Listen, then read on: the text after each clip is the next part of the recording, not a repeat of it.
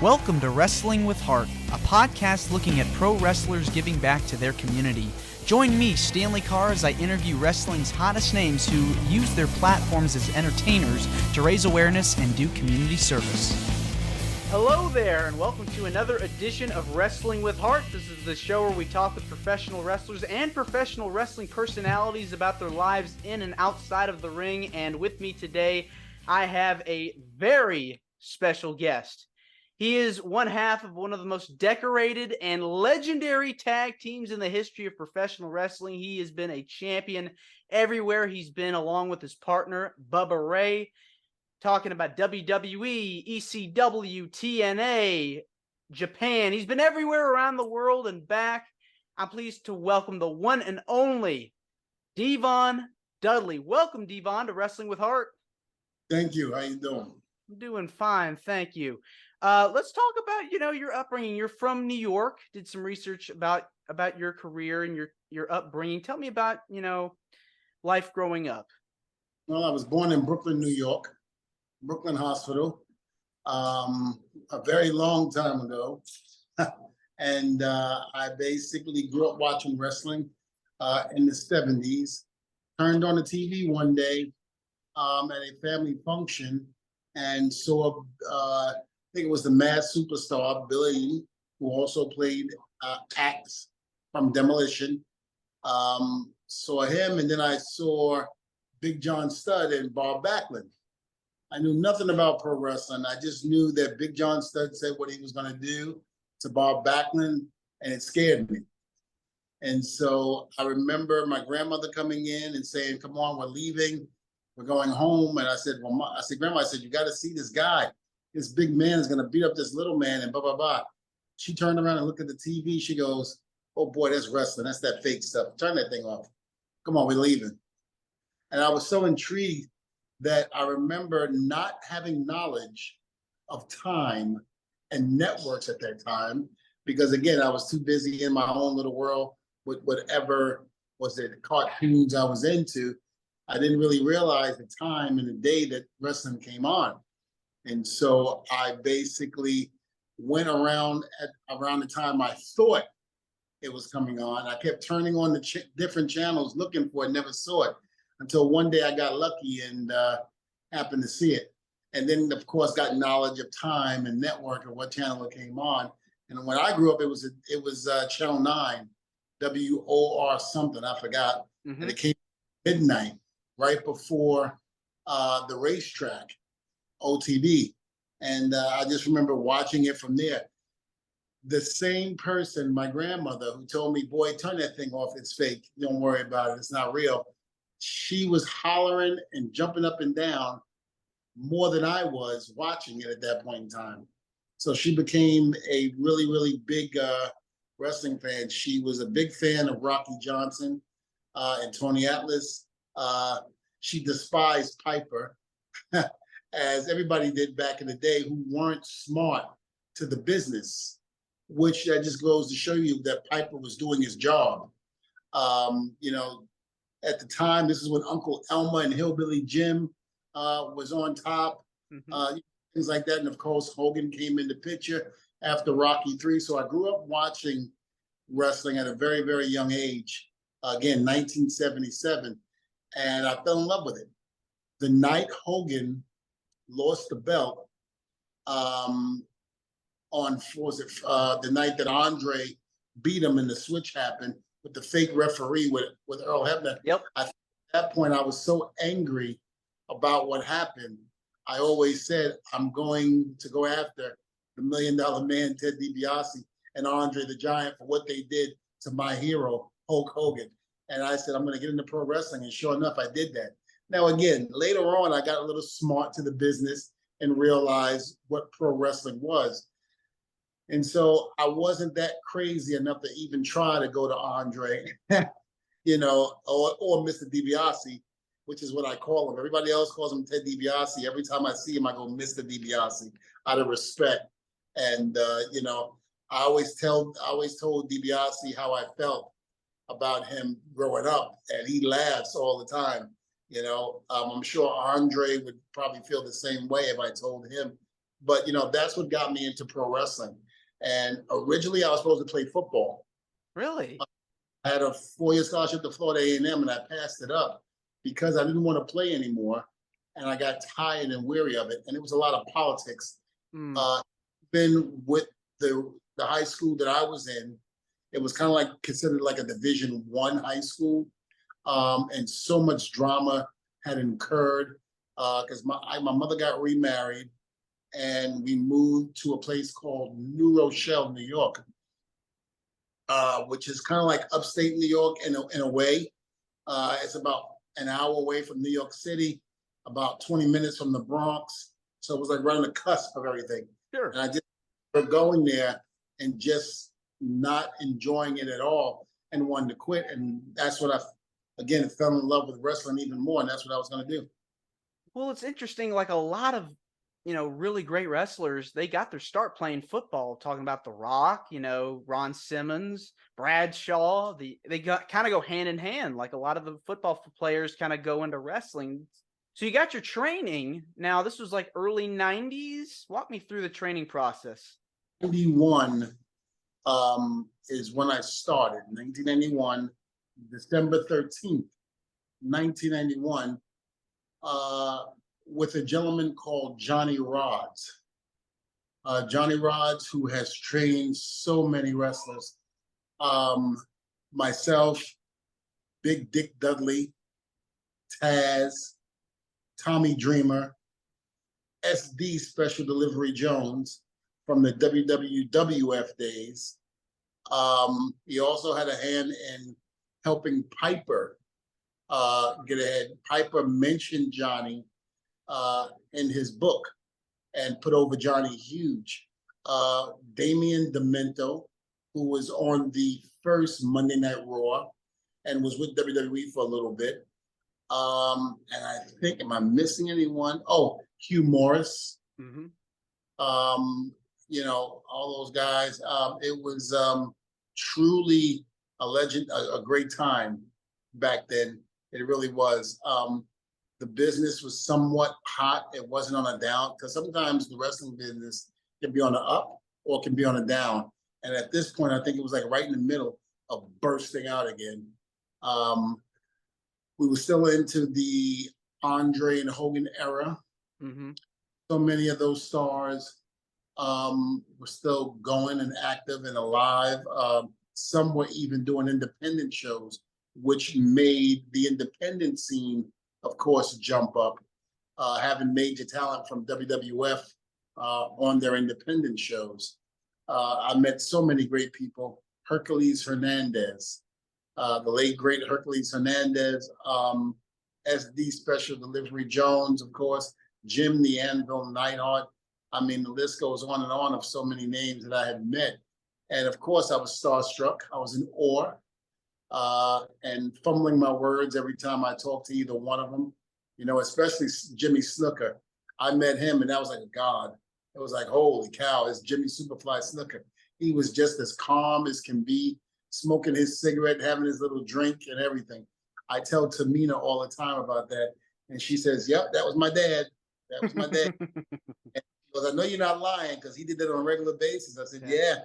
I said, there was a couple of times I saw him and I was scared to say anything to him because he was such a bigger than life star to me, and I'm sitting up there, looking at him and watching him. And, it was really a good time back then.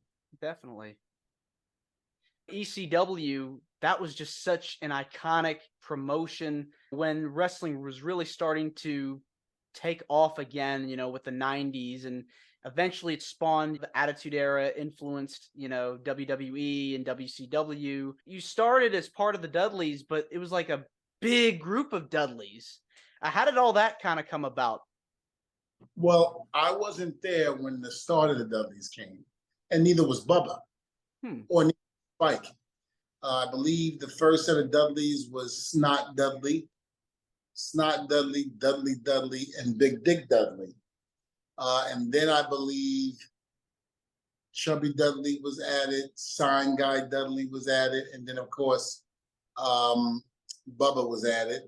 And then I came in, And then Spike came in. Spike was the last. So if I'm not mistaken, I believe it was eight of us. And the last surviving three were the ones that remained and went on to, bigger and better things. Not that ECW wasn't, big to us, because it was huge. It was a family. But again, when you go from an ECW level to a WWE and make it and become successful, that's truly a feat in itself. So I'm very happy, with my time in ECW. A kid, a young kid coming from, Johnny Rodz' wrestling school, and now, to ECW, but now into WWE. That was huge, man. Yeah. Scared to death. At that time, tag team wrestling was starting to see a revival with yourselves and the Hardys, Edge and Christian. I mean, tables, ladders, and chairs. What was it like making that transition to WWE and kind of being a part of that revitalization of the tag team division? Well, it was great. I had a really good time being a part of that. Edge and Christian, the Dudleys, of course, myself, and the Hardys. I mean, I don't think any of us thought that we would help put a shot in the arm of tag team wrestling the way we did. It was just an incredible time. You had six, guys that was really trying to make a difference. Yeah, six. Okay, I was doing my math. Yeah. And really trying to make a difference, but then wanted to reach the pinnacle of the top of the tag team ranks. And I think we did that, with the TLC matches and stuff like that. I don't know if any other team could have came in and replaced the other. I think as fate had it, it was the Dudleys, it was the Hardys and Edge and Christian that only could have made that happen. And, it made us superstars within the company because of that. So very grateful and very honored to be a part of that elite group of tag teams that was able to help change the business in terms of tag team wrestling and take it to new heights. Oh, no doubt about that. What was it about the Attitude Era, in your opinion, that made it so hot, mainstream as it was? Well, I think the one thing that always stands out to me is that everybody on the roster, and I hate to use this word, but from the lowest guy to the top, was over. Everybody was over. There were times when Funaki, who was considered the opening act, would come out in certain places and get just as big as a pop as The Rock and Austin. It was amazing how my coworkers at that time was so over. I mean, everybody knew us. Everybody had to be escorted to their cars, through the malls. The money was great. I mean, I can't even put into words how good of a time that was. It's almost like asking the Hogan and Andre era during 85 and 88, what it was like to be a part of that era. And again, I think everything happens for a reason. Timing is everything. And I was so glad and happy to be a part of the Attitude Era, an era that people still talk about to this day and genuinely misses it. But the only thing is, the way society is now, you can't go back to those days anymore. So many people are so sensitive. You say the wrong thing, you say boo, and they're picketing outside, and so forth and so on. Where back then it was a different time. You can get away with so much. And point in case, look at the Dudleys and ECW. Saying the things that we were able to say, back then, and not really getting in trouble for it. We definitely wasn't getting in trouble by Paul. Paul loved that type of stuff, especially, and we were the guys that didn't care with him. We wanted to go out there and shock the world, and we did that. Yeah, you did. You and Bubba have faced so many tag teams over the years, Edge and Christian, the Hardys. But who are like some teams that you guys enjoyed working with the most that fans might not know about? Let's go back to my era. Um, I'm definitely going to say APA because we don't really hear a lot of people mention APA when they talk about the Dudleys, Edge and Christians, and the Hardys. They were great.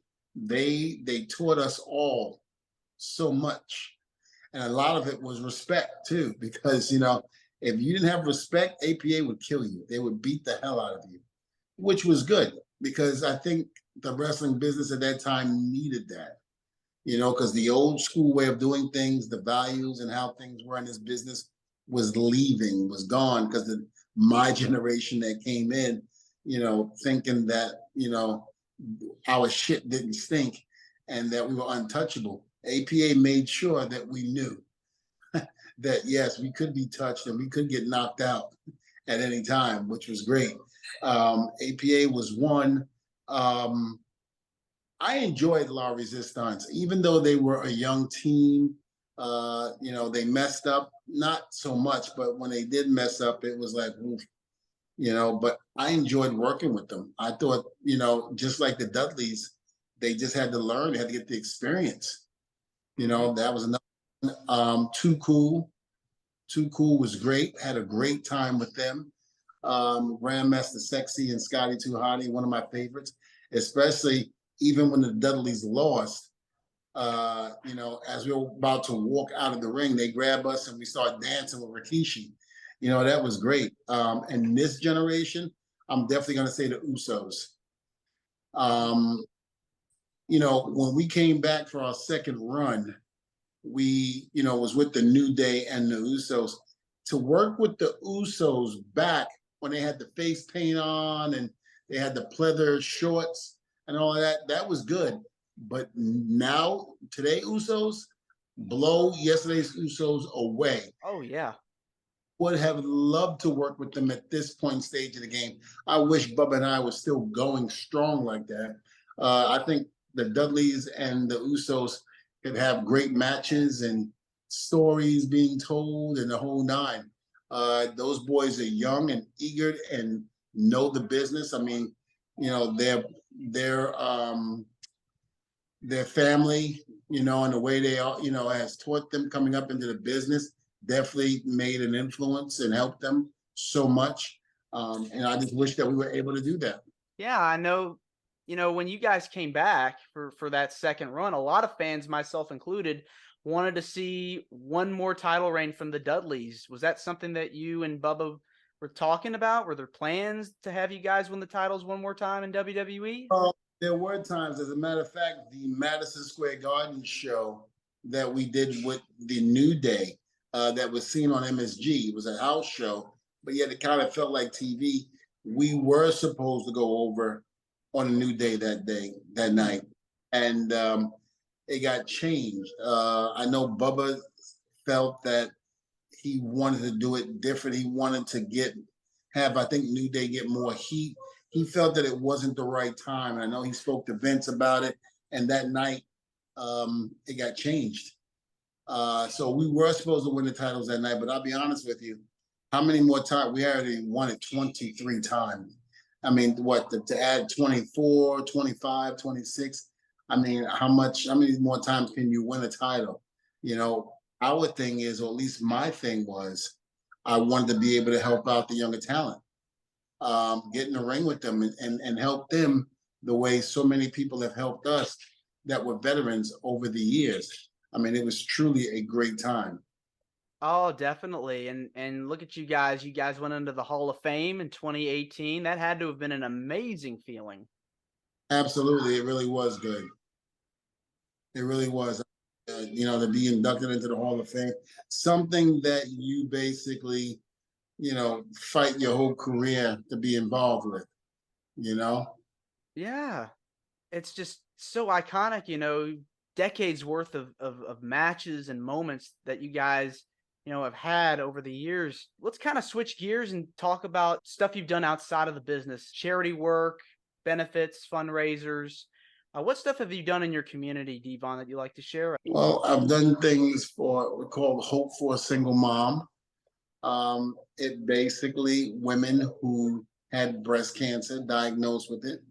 Uh, they had to go through chemo and all of that. So what myself, along with other people within that organization, what we did was we would do fundraisers where it would pay for their rent, pay for their groceries, medical bills, and anything else that they had to pay for along the way while they were fighting the cancer. We would do wrestling benefit shows where all proceeds went to Hope for a Single Mom. I enjoyed it to the fullest because to be able to help women, because when they get cancer and stuff like that, they're diagnosed with it. A lot of times they can't work because going through chemo is so tough. And so with that being said, we were able to help them to pay their bills and to do what they had to do so they can just concentrate on getting better and not being stressed out about paying their bills. Sure. When did you start getting involved with that? If I'm not mistaken, I think it was 2013. 2013. Yes, 2013. I met this young lady at the gym. Her sister had deep breast cancer, and they did a little something to raise money for her sister as well. And then we started talking, and next thing I know, when she mentioned it to me, I basically said, wow, my grandmother passed away from lung cancer. My grandmother was my heart. She was the fist of the family. So I remember saying to her, if there's anything I can do to help raise money, let me know. And she said, oh, that's a great idea. I probably will take you up on that offer. I said, okay. Then she came to me and we talked a little bit. And I said, well, how about if we put a benefit show on? And we did. We did 3 of them, I think, before I got called up to WWE. And by that time, I didn't have the time anymore to help promote and do things. So I mean, we've had people on the, on the shows like Kurt Angle, Matt Morgan, Scotty Too Hotty, pretty much all of the aces and eights. With the and Bubba had made an appearance as well on there. As the immortal Hulk Hogan basically came out, and I think that was our biggest draw. Really? And everybody bringing in merchandise, of course, through the 80s, Thunder Lips, things like that for Hogan to sign. So it was great to see that. But Hogan sat there and he signed every single one of those autographs, even though, he was dealing with his back. We all know the back issues that Terry has had over the years due to wrestling, but he sat there and signed every single one of them. He never left. He never complained, nothing. And it was an honor to have him on my show. And again, we just went out there and really performed for the people here in Florida. And we raised money. We did a great job. I think that year we raised over $60,000. So we were able to take care of 3 moms who basically had cancer. So each year that we did it, since I started, we were taking on like 3, sometimes even 4 moms and taking care of their financial burdens, so to speak. So I was very proud and happy of that. That's very heartwarming, and it's really cool that you had such a turnout, star-studded lineup of people. Why do you feel passionate about helping out in your community? Why wouldn't you? I mean, you got to give back to the community somehow. They support us on a regular basis by coming to the shows, buying the merchandise, things like that. So in a time of need, it's only fitting that you help those who have, helped you become who you are today. Give back to the community. I think anyone who decides that they don't feel like they should do that I think not only they're making a big mistake, but they're doing an injustice, just for the simple fact that, you need to give back to the people that help put you where you are. And don't forget where you come from. Oh, I love that. Absolutely. Never forget where you came from. And you've got a wrestling school too, and have trained so many people. Your sons are also in the business as well. Talk to me about how you got involved with the wrestling school. Well, it was one of those things where when Bubba and I left the first time, we basically didn't like the way schools were teaching young talent. So we decided to open up our own school and do the right thing.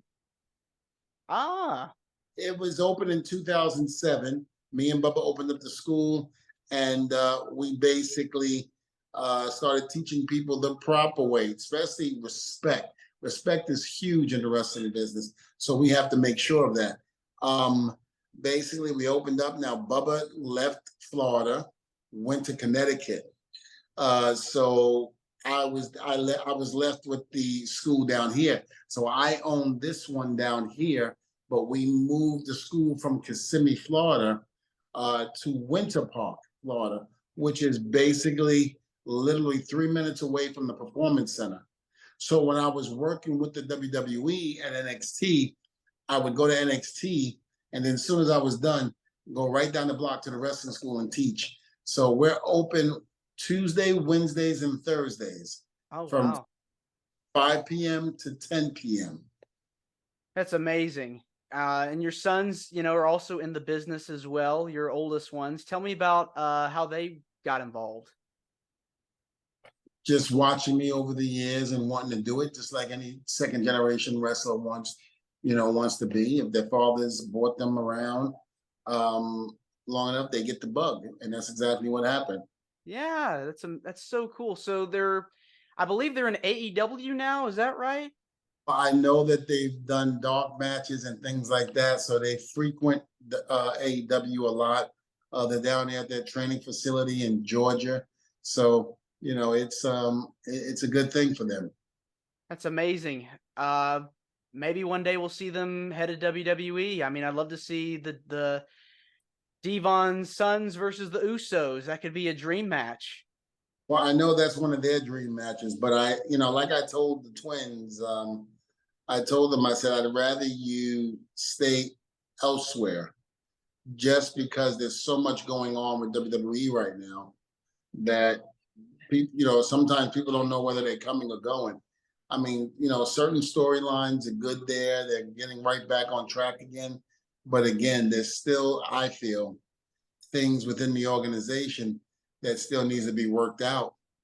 And certain people don't know if Vince is back. They say he's back. Other people don't know if he is or not. I mean, I just want them to come in and have a fair shot like I did. Yeah. And not deal with the stupid politics and stupidness that comes along with this business. Sure. Hopefully, through AEW they can definitely get that fair shot and get on television. I mean, AEW's got a lot of great tag teams. Well, they definitely feature tag teams. And again, I really didn't watch, and I still don't watch AEW as much. I try to catch it when it's on. I'll turn the channels when I'm in my hotel rooms or even home. I'll leave it on and start watching. There's a lot of people in AEW that are new to the wrestling business, that are stars that I really don't know about. I know about the people that left WWE, like Dean Ambrose, Rusev, people like that. Jericho. Yeah, of course, Jericho, Malachi Black, and there's a couple other people too, Cesaro, and Charlotte's husband, Andrade. Yeah. Andrade. I worked with those guys as a producer and worked with them as talent as well, so I know those guys. But the Orange Cassidys and guys like that, I really don't know. And it's a shame because when I was with WWE, you're strictly watching WWE because you don't want to skip a beat. you know, Nah, yeah. to get caught in a meeting not knowing what the hell's going on. So, of course, my attention will be turned towards WWE as opposed to AEW. So now I'm trying to learn who's who over there, but a lot of the autograph signings that I'm doing, I'm basically getting to meet them and getting around. Like MJF, I met him and love him. Love him. I think he's a great guy. He has a lot of respect for the wrestling business, and I hope I'm not blowing his cover because I know he's in character 24/7. Yeah. With me and Bubba, and even Bubba said this before I even met him. He said he's a great guy. He's very respectful and this and that. And then I met him, I believe it was in Canada, at a Comic-Con. And everything that Bubba said about him was true. Great respect for the business, great guy. He's a guy from Jersey, I think. I think he's from Jersey, and you can hear it in his voice when he talks, So I like to say one New Yorker to another, even though he's from North Jersey, but still I consider that New York. So, I was very happy to meet him and, so many other guys. I helped out a little bit, gave advice, a lot of advice to Eddie Kingston. I know guys like that, but I just wish I knew more of the younger guys that are there. So you left WWE recently. You were a producer there. Tell me about the, transition from becoming a wrestler to a producer. Was it hard to stay away from the action? It wasn't hard to stay away from the action, but it was hard to deal with the responsibilities that came with a producer. In other words, Vince gives you a job to go out there and to tell the talent what they have to do. When you sometimes give that order that comes from Vince to talent, with me and Bubba being in the ring, you tell us what to do, we do it. We know how to do it. But some of the new generation did not. They didn't have the experience. And so when you go out there and you tell them what Vince wants and how they do it, again, you never had to walk through things with Bubba and I. You just told us and we did it. With certain talent, you had to do that. As a producer, I found out the hard way when, I'm giving them an order from Vince to do certain things. You think that they get it and that they know what they have to do or how to do it. And sometimes they didn't. Really? And the hard way that you have to walk through everything with some of the talent nowadays as to get what you want. And then you have some of the other talent that just gets it. They understand it. So you have to tell them once. It's like telling me and Bubba.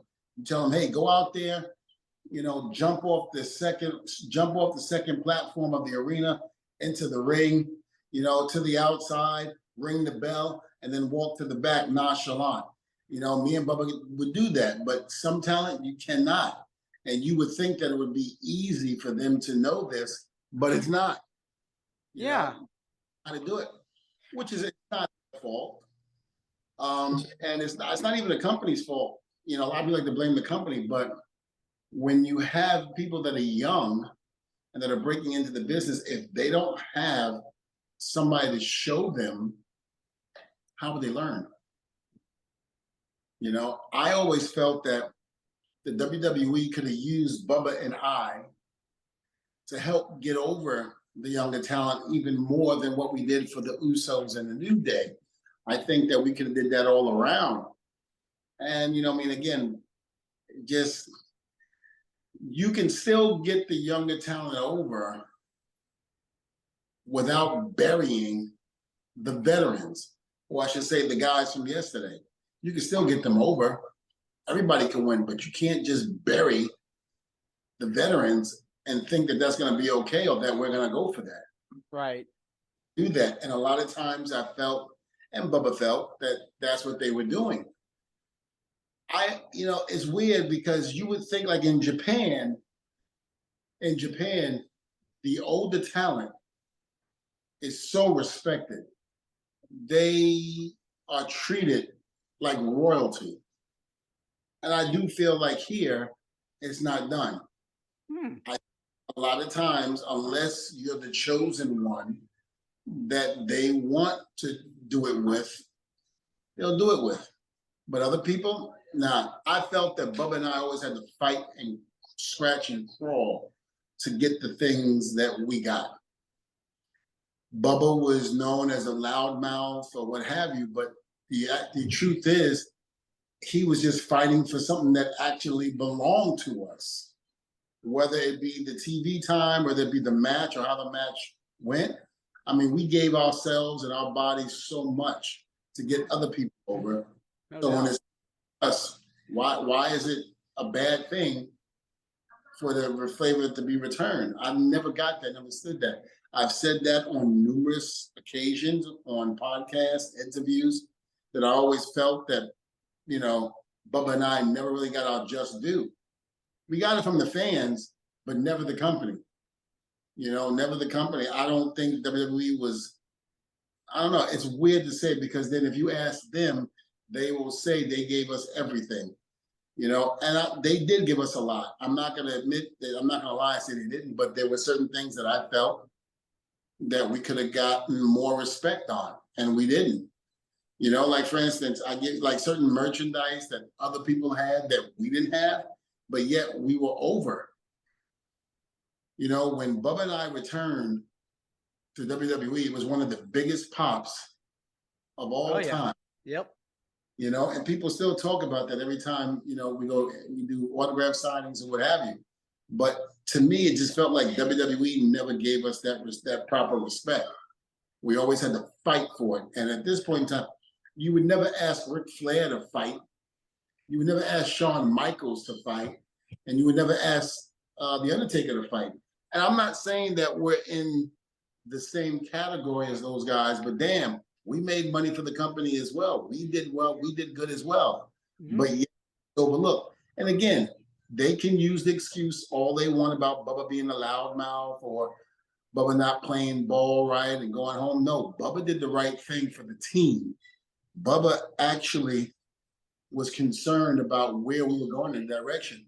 So I remember we said this, I think it was like a couple of months ago. He goes, now something went down. I don't remember what it was, but he said to me, he goes, now do you understand why I didn't want to resign? You know, and I went, really? Yeah. I mean, I get it now. You know, I mean, before I didn't, because I was looking at it from the money aspect of it, not so much as the respect and how we were being treated.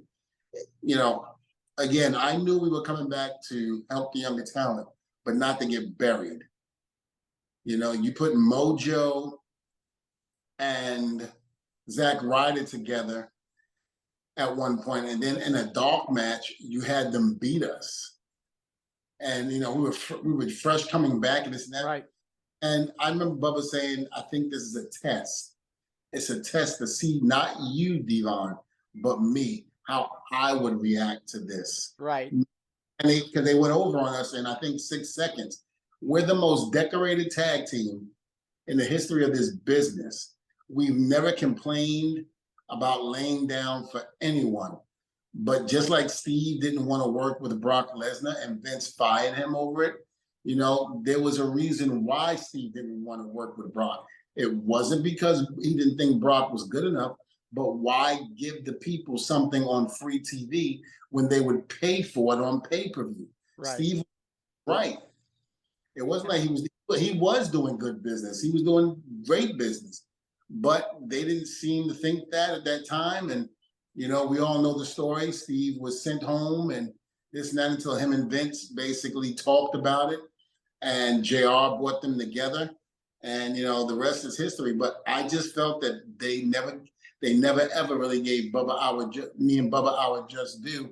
And, you know, not so much, I don't know if royalty is the right word, but just the respect level, you know, of giving us. I just felt that we never got that. We got it from the fans, but I just never felt that we got it from, you know, the powers to be up there. And I also felt that a little bit in TNA to a certain degree, but not so much with the team, but with myself.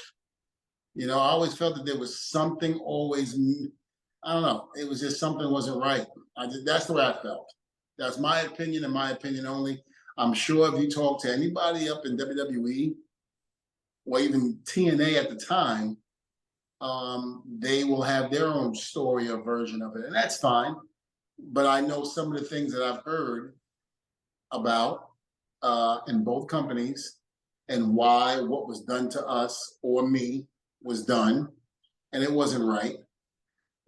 I firmly believe that even as a singles competitor, me being African American in this business, I think Tony Atlas said it best on the dark side of the ring. And forgive me for saying this, but you can't do, like he told the junkyard dog, you can't do what the white man do and think you're going to get away with it and still keep a job. I had to really bite my tongue a couple of times on certain things that were racially done. I've had somebody in the office that was high up told me they didn't like me because I was black. And this is when we first came in to WWE, and then repeated it again. But he didn't just say this to me. He said it to me in front of people. He said it in front of Bubba. This person said it in front of Paul Heyman, Tommy Dreamer, and Spike Dudley, because Paul Heyman called him out on it.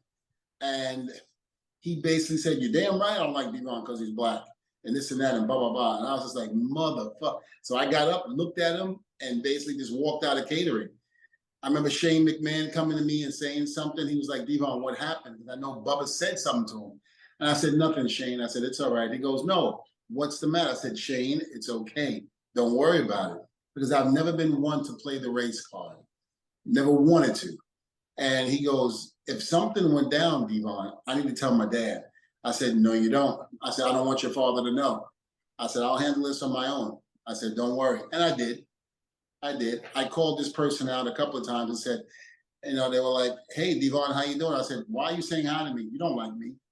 "Oh, of course I do, D-Von." I was like, "No, you don't." I was like, "The only reason why you're saying hi to me is because of everybody that's standing around us," which I find ironic because you told me exactly how you felt in front of other people anyway. Needless to say, this person is no longer in power. This person is still a person that is very relevant in the business. I'm not going to say any names because there's no reason for me to say it because I'm not looking for anything. But this person knows who he is, and if this person ever sees this interview, he'll know that I'll have some unchoice words the next time I see this individual. Well, the important thing is, D-Von, is that the fans always respect you and Bubba, and you guys were both inducted into the Hall of Fame, both WWE and TNA. You've won numerous championships. You're loved throughout the wrestling world, and I just want to say thank you for coming on my show, Wrestling with Heart. It means a lot to me and the viewers, listeners, and I'd love to have you back on again at some point. Absolutely. Love to come back. And again, I just want to make note that I did not tell Vince because I didn't want it to be a woe is me situation. So I kept it to myself.